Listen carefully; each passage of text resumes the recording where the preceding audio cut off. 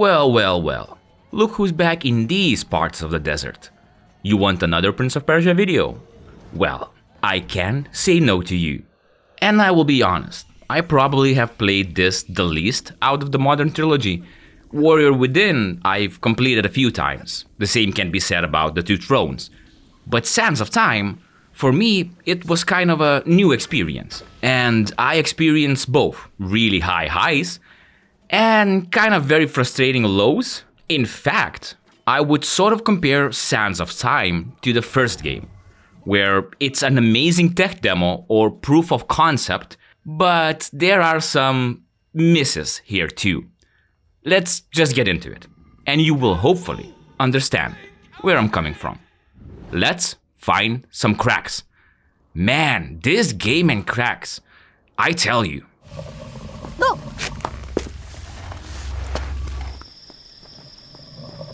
Look, a crack! Look, a crack! You can take the crack. Let's start with the story of Prince of Persia, The Sands of Time. It's kind of a basic Arabian Night-inspired tale with elements of love, betrayal, and a few adventurous moments.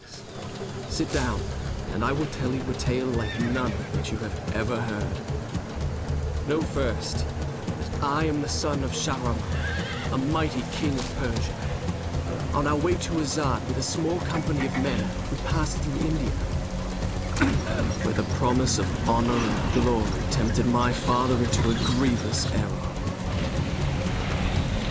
No, my son.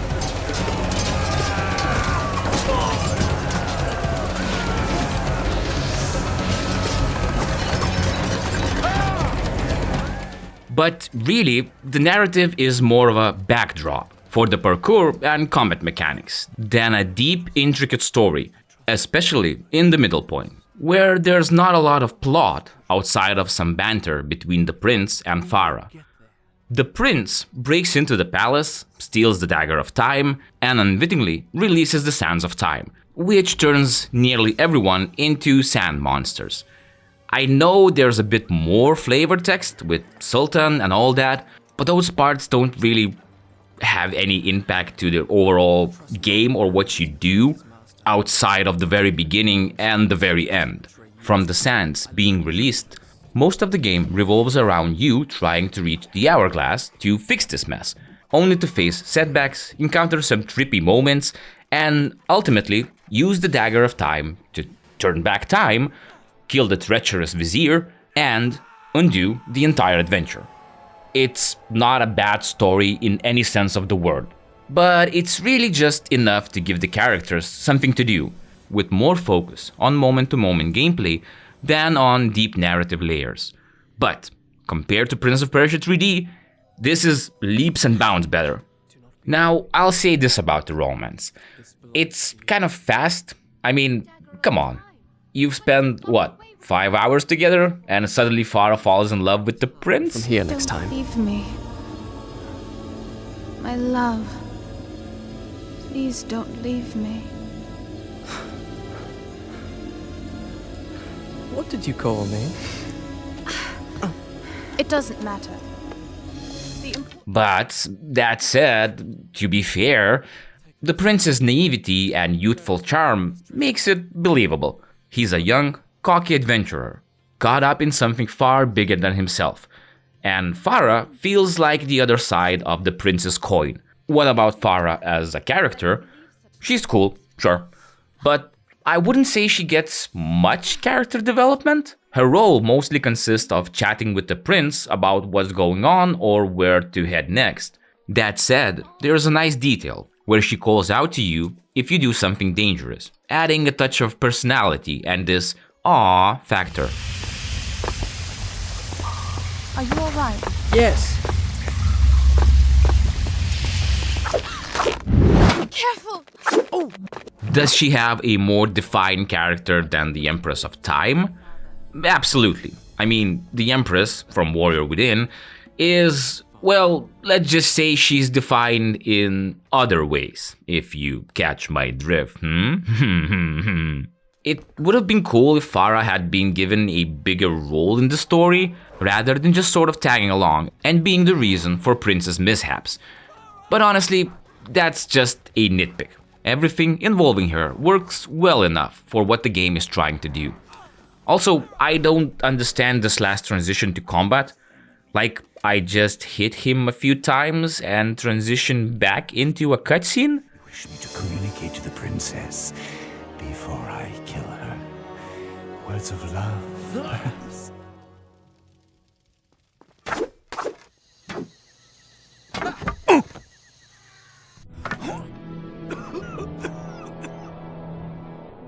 I could have been. Did I have a choice here? Was he supposed to fight back?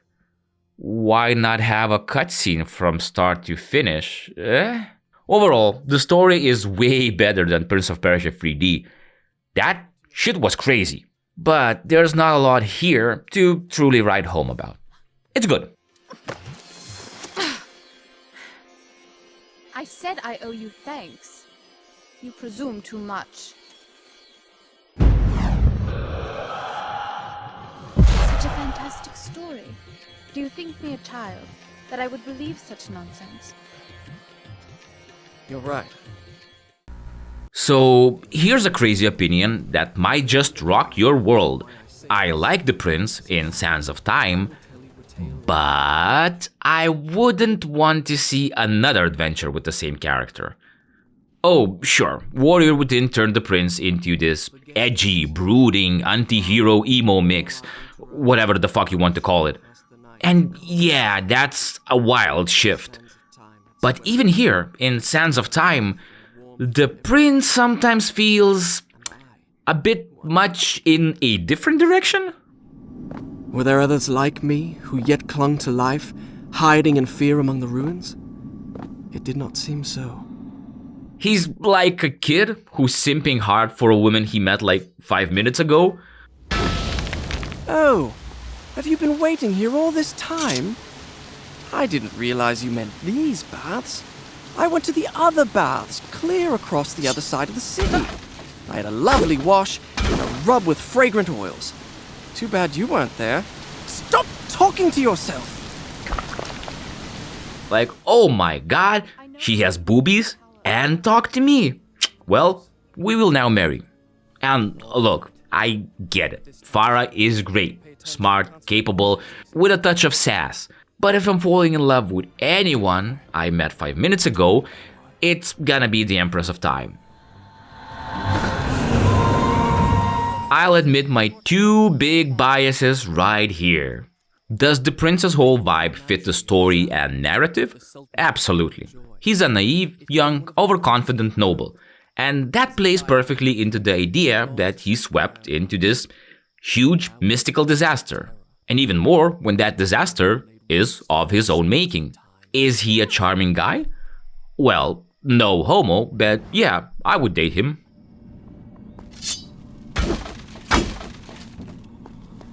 Are you all right? I heard strange noises. No permanent damage, thank you. There's a ruggish, lovable side to him that makes you root for him. But then there are moments in the story where I couldn't help but think, wow, you almost tipped your fedora and whispered, "Milady?" If it was a dream, then it was a dream we both shared.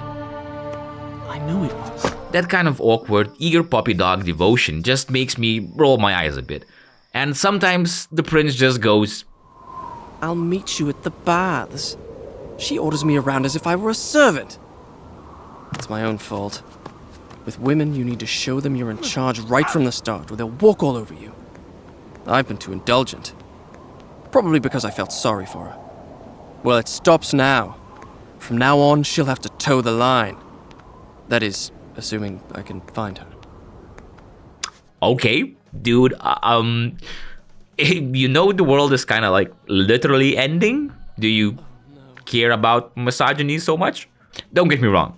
I like the whole story and the prince's place in it. It's solid, it works, and it sets up the parkour and time rewinding mechanics beautifully.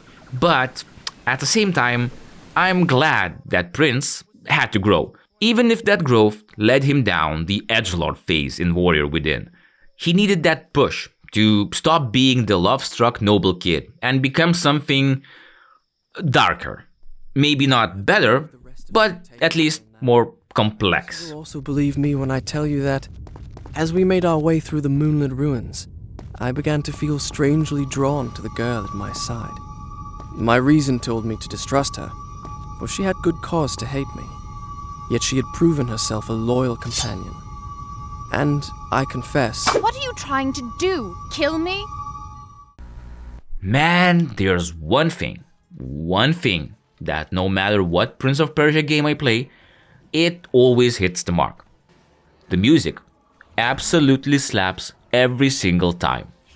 Seriously, each game brings its own vibe and tone to the soundtrack, and it never feels forced or out of place. Well, okay, maybe in some of the early 3D adventures there were moments where the music felt a bit mismatched, but even then, it sort of captured the mood of the world. Sands of Time is no different. Just listen to this track.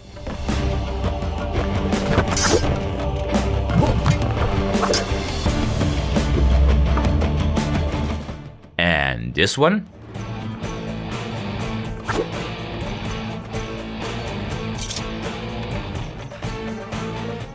And this one.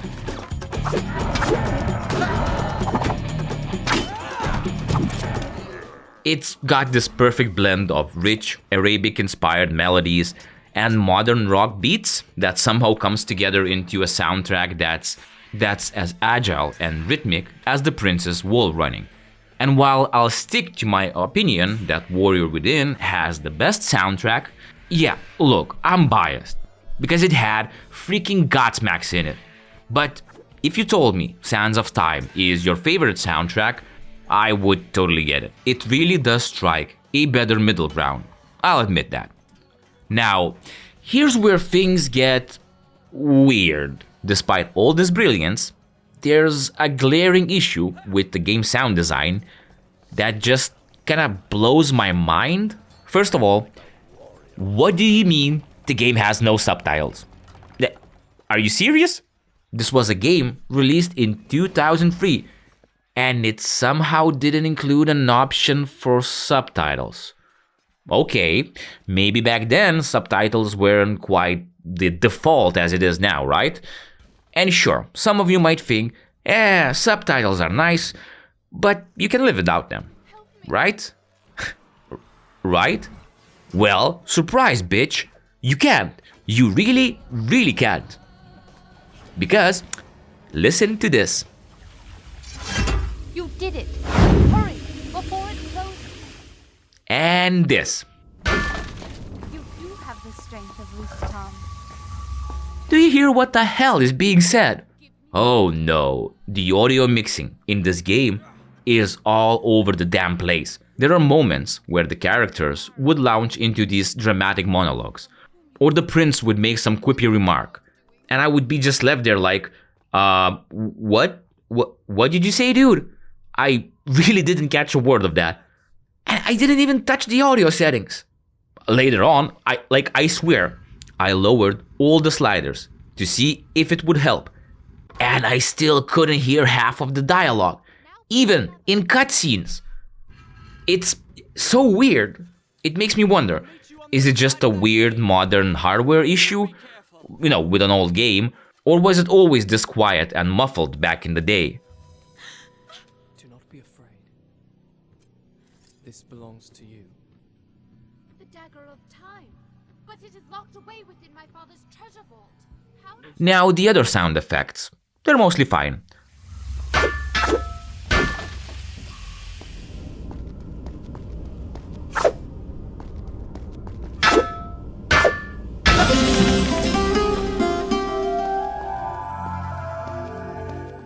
They're nothing quite as annoying as the barking enemies from Warrior Within, where every fight felt like a weird dog park brawl. Sure, Sands of Time has a few quiet, emptier sections, but the overall soundscape is just so pleasant.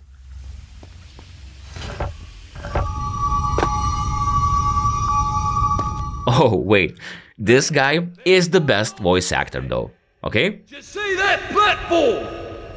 Throw your lever and I'll throw mine! We did it! Serve those accursed demons right! Oh my God, they'll rue the day they ever dared attack the Palace of Azad! Just listen. Are you ready? Just listen to this masterful performance.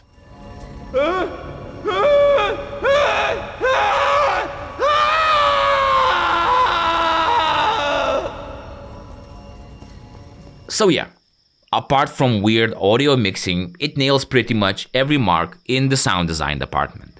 It's just, why no subtitles? And why the muffled voices? It's like two small issues combined into one big stupid problem for me, okay? That's impossible to ignore. And that's a shame, because otherwise, the game soundscape is a chef's kiss. Mwah.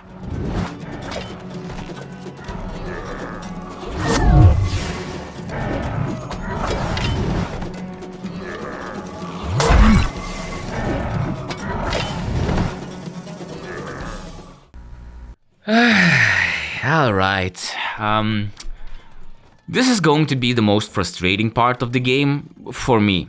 The combat. My god, the combat. My main issue is that most of your hits on enemies really don't matter unless you can get into two specific conditions. Knock an enemy down, then absorb them into your dagger, which is best done by just jumping over them if the enemy allows it. Or if the enemy doesn't allow it, freeze the enemy with the dagger, jump over it, and then kill it.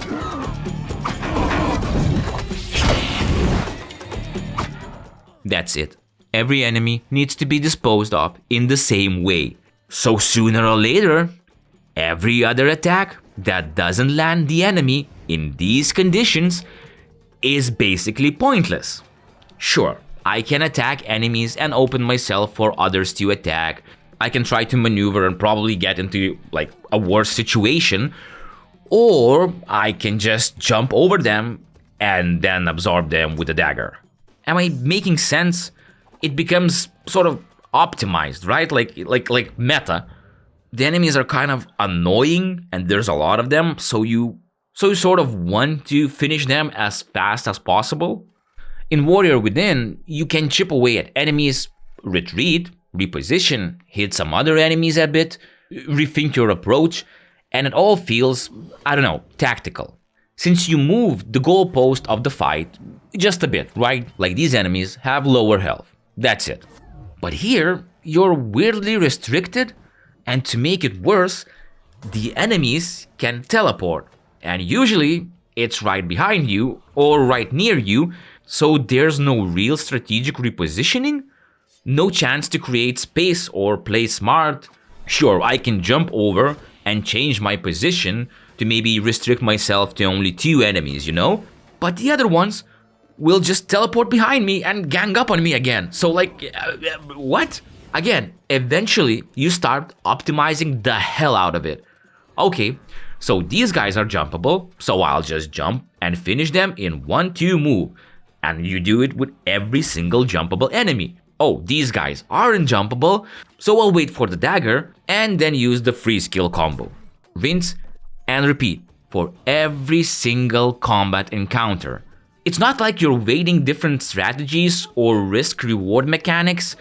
I think it would have been a bit better if we had like a riskier, harder kill that would reward with extra sand or special attack points, and then a system when you're not always forced to use the same few finishers. I don't know, like absorbing the enemy to the dagger feels like it should have been an additional special move and not the like core basic of the whole system, right? And let's talk about the blocking system. Why, oh why, can you only block once an enemy is in range? Why not just let me hold the block wherever I want? Coming from Warrior Within, this feels kind of clunky and frustrating. Also, you probably think, oh, all attacks are blockable. No, you think there's some sort of indicator on what type of attack the enemy is doing. Not really. It would be okay if you were fighting a few enemies and could, hold your line. But now you have to keep aware of all your enemies, your position, where you can or can't jump over enemies, what sans powers you can use, and did I mention that Farah is basically always in combat with you and you have to babysit her. So yeah, when you add all this, seeing which attack, blockable or not, the enemy is throwing, might not be as viable. In Warrior Within, you also had these attacks, and they were annoying, don't get me wrong. But when you can keep a distance from enemies and not get ganged every few seconds, you can at least keep some combat awareness. Let me set the stage with Farah. Imagine you're in the middle of a fight. Tense, dodging sand monsters, flipping off walls, trying to stay alive. And then you remember you've got a companion. Yeah, Farah is going to help you out in a tight spot, right? Oh, but wait, she's not just any companion. She's the worst possible kind. Okay, here's the deal. She can't defend herself. Like, she's actually an archer that just stands in one place. A high ground advantage? What's that? I have never heard about it. So, you have to protect her, or else it's game over. And if you think that an archer will have a lot of health, well, think again. Next, she's vulnerable to your attacks. Yep, friendly fire. So, when there are 3 enemies attacking her, and the only way to protect her is to attack them, accidentally hitting her and getting a game over, that fucking sucks.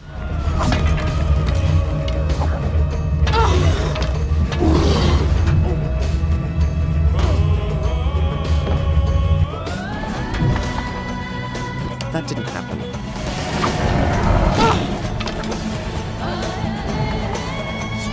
What are you trying to do? Kill me? Ow! Stop it!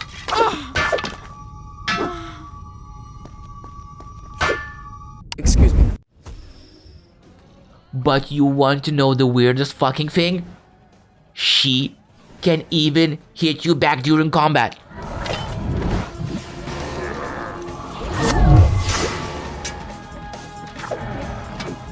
Ow!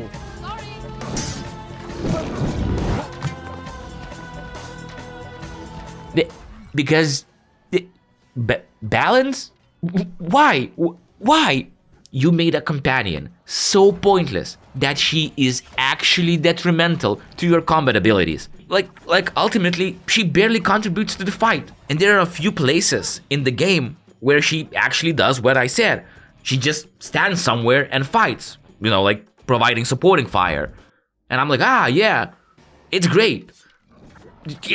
Why not do it always? Just like, I mean, come on. She might land an arrow too. But if you're not in the same exact spot as the enemy she hits, it's like she's doing absolutely nothing because you need to kill them with your dagger, remember? There's no synergy, no teamwork. It's just her randomly picking arrows while you're left juggling a dozen of enemies solo. Sadly, it feels like she has nothing unique to add.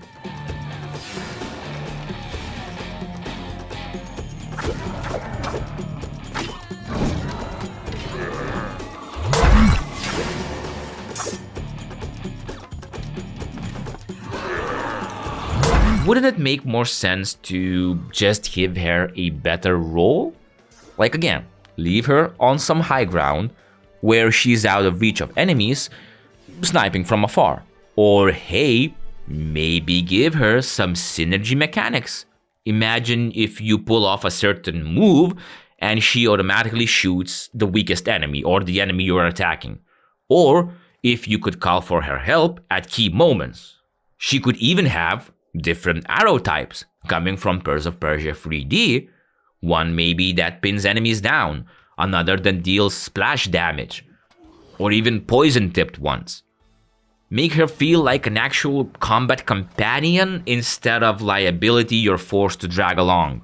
Right now, she feels like a dead weight, a burden you have to babysit rather than a character you can trust or even enjoy fighting alongside. Alright, enough about Farah. Next.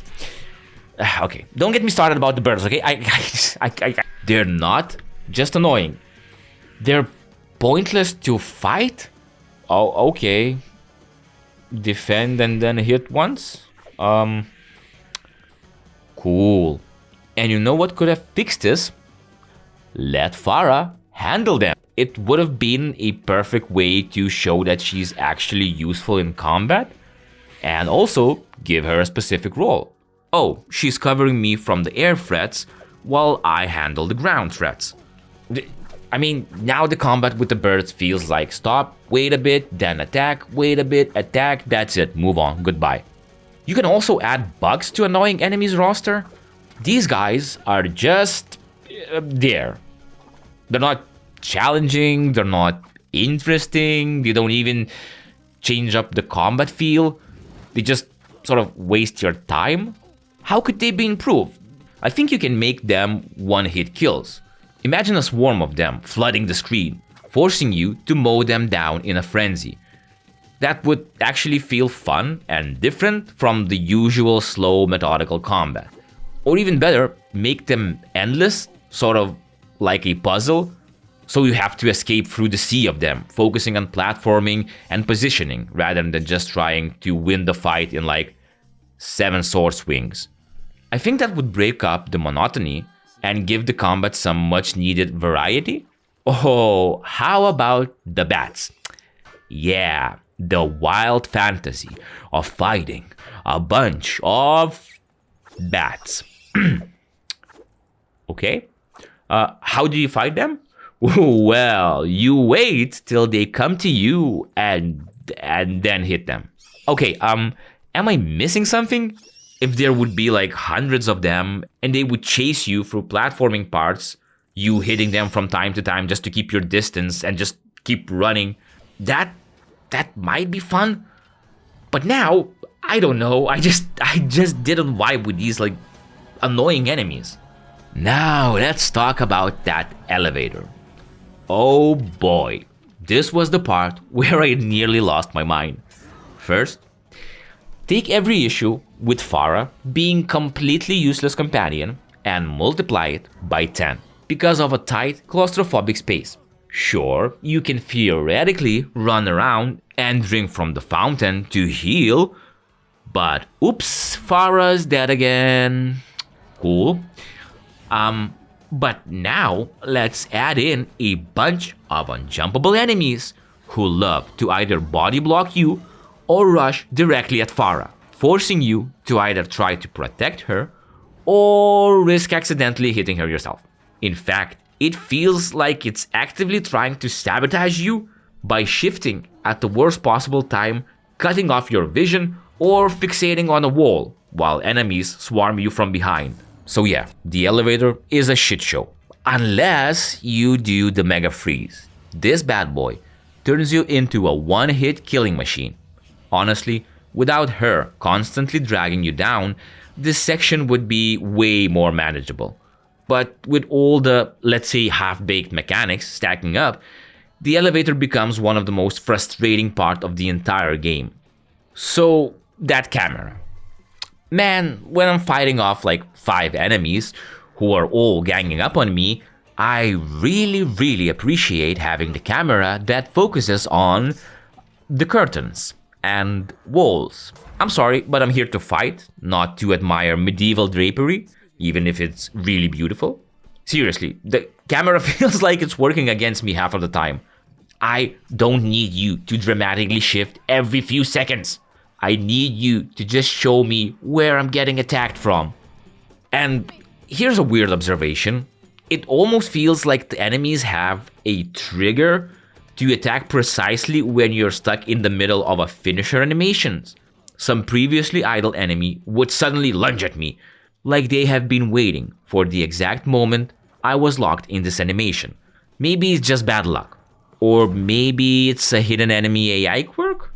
But I quickly learned that jumping over enemies and attacking was the most efficient way, since at least for a few seconds you would change your position and not be in the middle of a freaking enemy gang. You know what adds to that? Well, do you notice something? Take a good long look at that finisher animation. Now, keep in mind, 99% of enemies in this game have to be dealt with that exact same way. At first, you're like, wow, this is slick. Look at the prince spinning and swirling, showing off his dagger skills. But then, by the fifth fight, when you're surrounded by enemies, you start screaming at the screen. Just stab them already! Seriously, the animation feels way too long. Like, dude, you're surrounded by 5 enemies. And instead of just stabbing the guy in front of you, the prince decides to go full ballerina mode, only to get smacked in the back by another enemy. At one point, I'm looking at you, the elevator fight. I was doing the gym look from The Office, where I was like, can you stop dancing and just kill the damn things? Jesus Christ, dude. Again, if you have the option to either finish them with this flashy move, or just quickly stab them, or just simply kill them, that for me would make more sense. Give players the choice, risk and reward, but no, it's forced. Every single time you locked in these long animations, no matter what. Overall, I just did not vibe with the combat. Sure, it's bounce and leaps better than the weird shit show in Prince of Persia 3D. But if you came from Warrior Within, it weirdly feels restrictive and a bit bland, but not because there's nothing here, it's just you're weirdly limited to only a few tactics. If you want to win, that is. But I don't know, maybe it's just me. Did you find this combat system satisfying? Do you think it reached 100% of its potential? No matter your opinion, leave a comment below.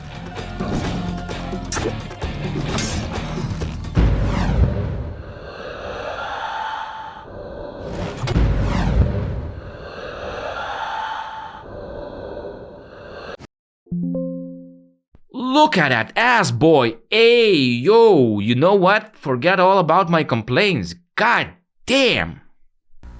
Okay, I've already talked about the camera being super crappy in some sections of the game, especially in combat. But let me highlight 3 huge pluses that not a lot of action platformers offer. First, there is a first-person camera mode.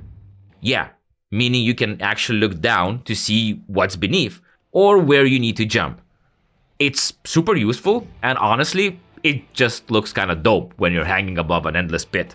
Second, much like in Warrior Within, you have that sort of overall camera position that gives you a broader perspective of the entire environment.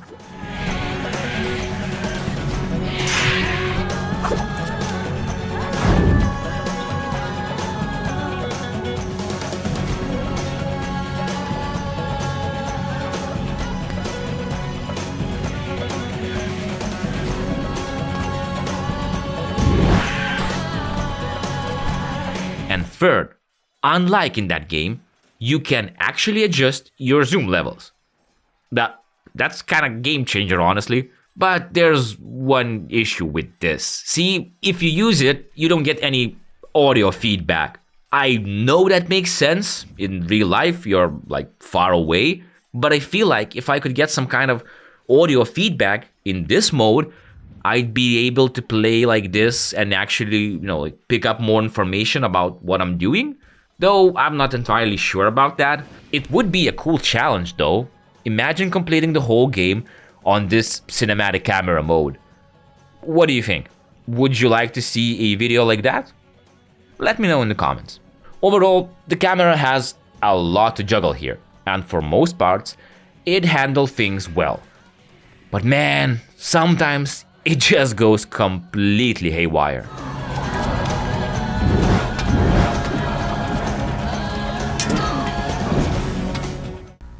Alright, let's talk about what really makes Prince of Persia: The Sands of Time stand out.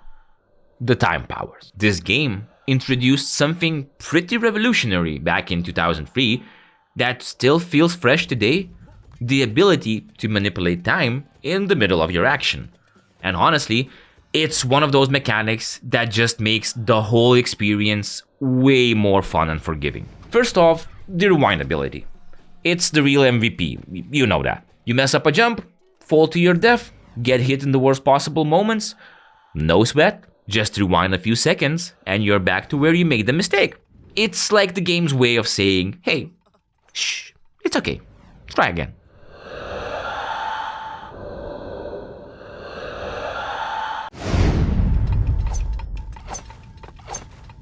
That mechanic alone lowers the frustration a lot and encourages you to take risks you might not otherwise try in platformers and combat scenarios. It sort of works like an extra life system, but giving you more control on what and where. But keep in mind that your rewind time needs to recharge, and if you use another time power, this timer resets. So you can end up using rewind just to understand that you are able to turn back like 1 second right back at the moment you were hit, which is just not fun. So just remember, you have to make that time to turn back that time. Boom, bars. I don't know.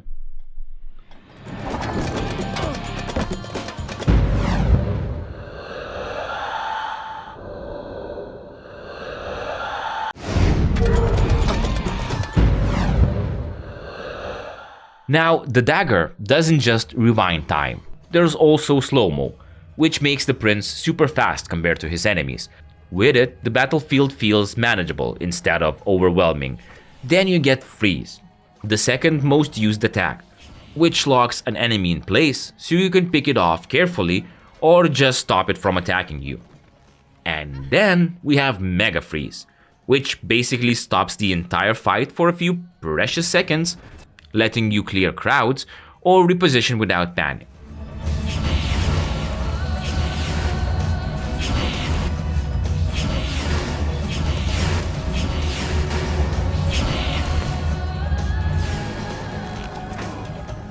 For freeze, you have to gain sands by executing enemies, and these attacks use different currency.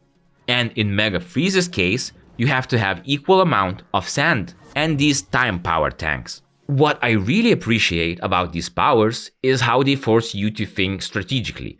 You can't just spam attacks and expect to win. You've got to decide when to use your limited sand energy for powers, when to rewind a bad move, and when to just go all out. I mean, man, even years later, these time mechanics feels like a masterclass in design. Many games since have tried to play with time manipulation, but Sands of Time nailed it with its simplicity and elegance. It's no wonder this game is still talked about as a classic. So yeah, the time powers don't just look cool, they elevate the whole experience, making it smoother, smarter, and just plain more enjoyable. It's honestly one of my favorite parts about this game, and a big reason it still holds up so well.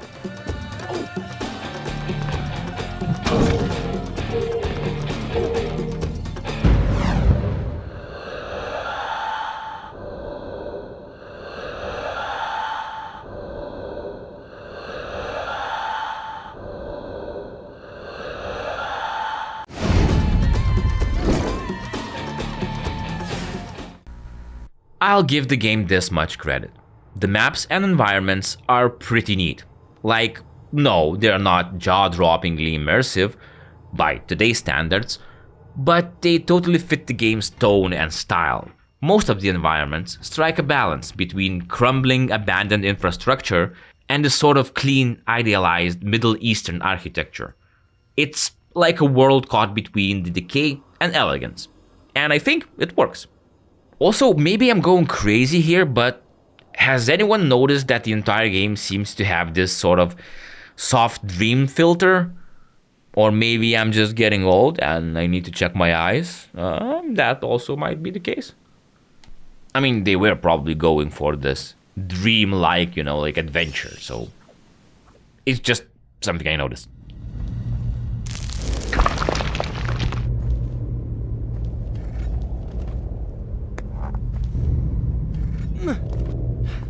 Speaking about odd design choices, let's talk about those health upgrades. There are actually quite a lot of them, and sure, I love how you have to find them, but the process of getting them feels a bit off. It's not like you have to navigate elaborate traps or solve complex puzzles to reach them. Instead, you always end up walking across these same looking narrow bridges to drink water from a pool. I kept thinking, okay, sure, the next health upgrade will mix things up. Maybe a different path or a new environment, like maybe going on the other bridge, something like that. But nope, it's always the same bridge, the same water pool, the same weird walking to it for like a few seconds for no reason. Again, it's just weird. It's not bad, it's just weird. And then we have the checkpoint system, which also doubles as a tutorial what to do next system. I'm kind of mixed on this.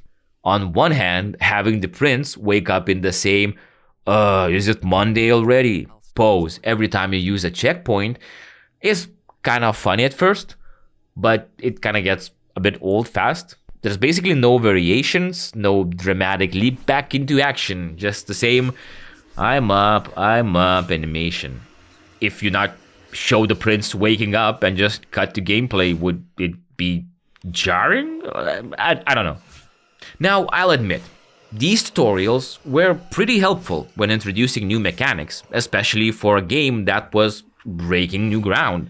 Some players really did need a little nudge to find out, how this parkour works. But, come on, some of these tutorials pop up like way too frequently. There are areas where they show up after just a couple of minutes, giving you like a step-by-step tutorial on something you probably already figured out. Like, oh wow, I needed to jump here and then wall run. Who would have guessed? That said, in more confusing sections, like that elevator level or a few later on levels, where you're wondering what the hell to do next, the checkpoint hit system and the ability to replay the animation is a godsend. So yeah, it's an extremely neat idea, but maybe needed a bit more work. Though I would like to see that, incorporated in newer games. Are there other games that have these premonitions? If you know, leave a comment.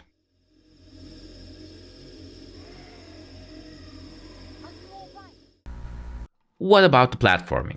I've got to say, it really laid the foundation for the entire series. From this point on, sure, it's a bit rough around the edges when you compare it to modern titles, but for the time, it was pretty groundbreaking.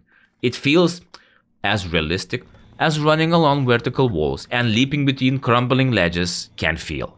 But within its own fantastical world, the movement is smooth as butter.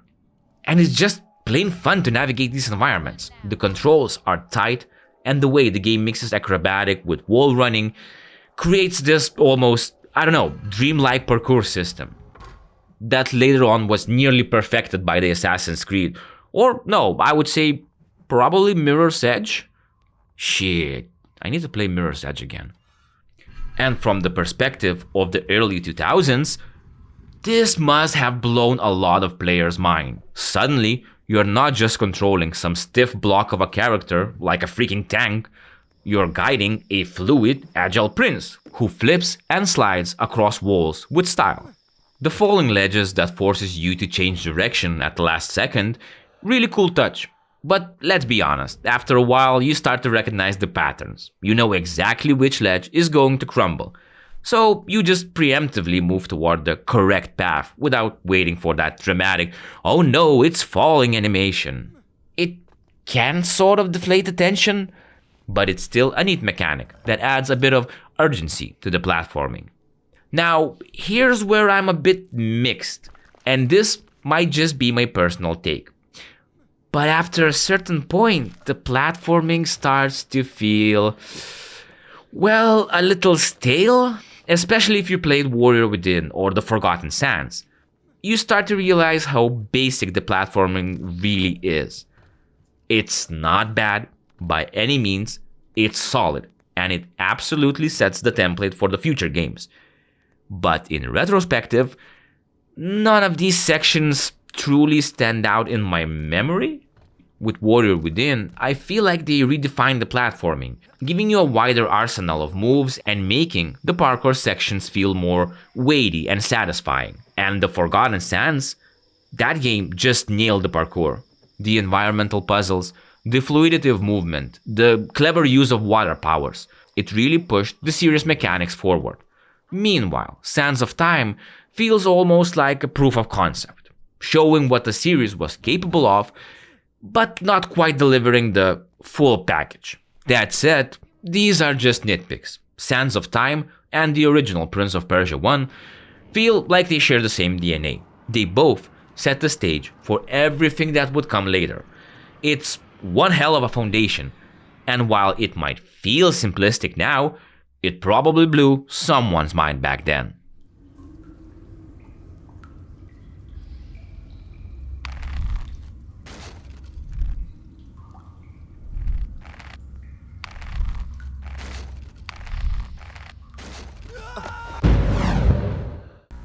This last part is just some random stuff I noticed.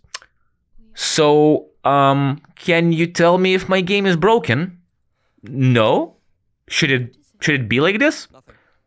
Should I press something? No, I'm not even making a bit here. Like, what the fuck is this? Could you not added a fucking, I don't know, a PNG here? Anything except from a black screen with random looping fog animation? Man, I was trying to hit every button. For a moment, I thought that the prince simply had fallen off the map. But nope, this is what the developers actually decided to go with. Okay. You did that, didn't you? Farah?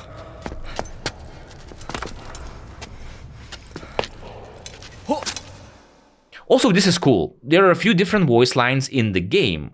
Like here, if you go and try to climb up but don't jump, the prince says this.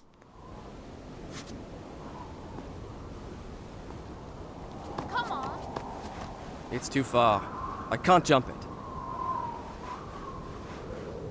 I know where I am. This gate leads to the baths. Do you think you could find your way there? Of course, finding my way to the baths from here should be easy. Good. I'll meet you there. But if you jump the gap, it goes a bit differently. I know where I am. This gate leads to the baths. Do you think you could find your way there? Of course, finding my way to the baths from here should be easy. Good. I'll meet you there. Great small detail. You know what? I'm really torn about walkthroughs and tutorials. Like, on one hand, not getting stuck on a difficult, dare I say even stupid puzzle in the game and enjoying the game optimally has a lot of merit to it, especially when you're not playing a puzzle-first game, you know? On the other hand, figuring out what the fuck to do is also cool. Like in this part. It's kind of interesting, since you start to look for any visual signs where you should go, but after trying over and over again, you're like, wait a minute, there's more than visual signs, so how about audio?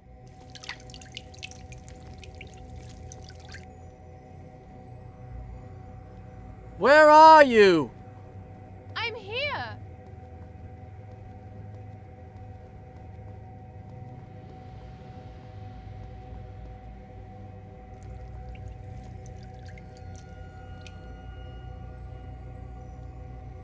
Farah!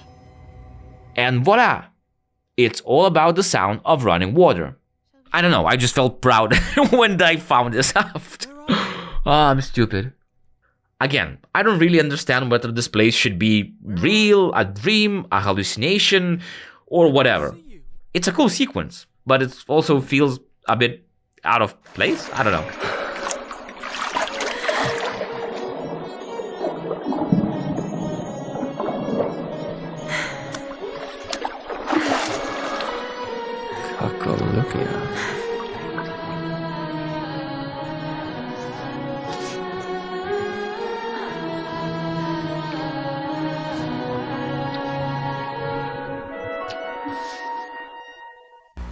Well, thanks for watching my, I don't know, Prince of Persia Sands of Time review?